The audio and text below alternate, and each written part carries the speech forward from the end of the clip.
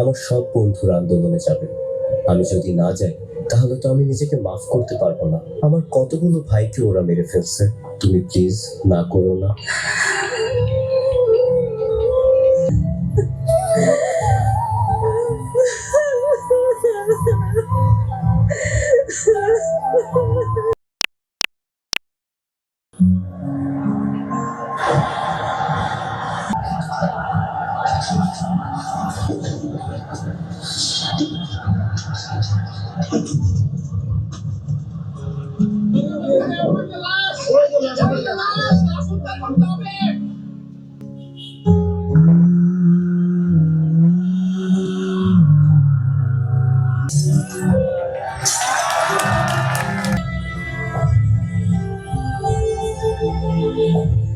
আমার সব বন্ধুরা আন্দোলনে যাবে।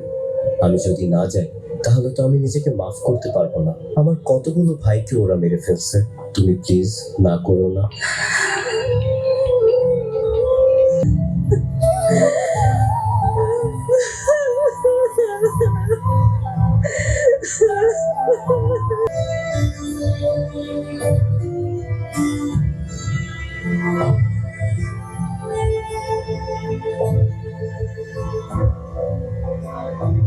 এগারোটা নাগাদ উত্তপ্ত পরিস্থিতি নিয়ন্ত্রণের বাইরে চলে যায়।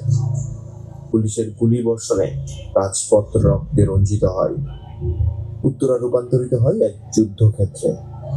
সংঘর্ষ চলে টানা বিকেল পর্যন্ত।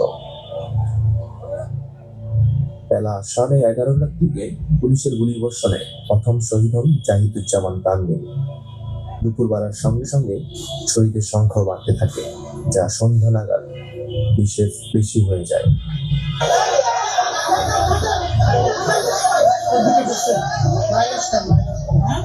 সেই শহীদদের মধ্যেই একজন ছিলেন মোখলেসুর রহমান গুলজার।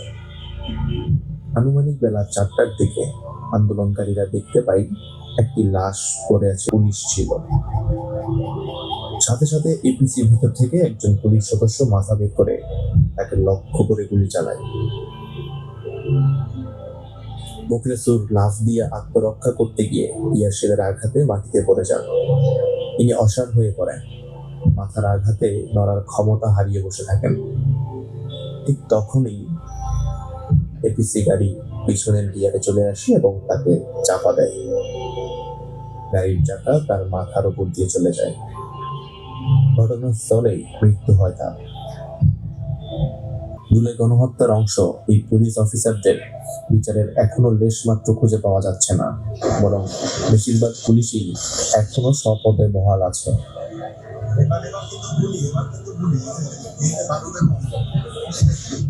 আমরা জুলাই রেভলিউশনারি অ্যালায়েন্স অতি দ্রুত এই হত্যাকাণ্ডের বিচার দাবি করছি।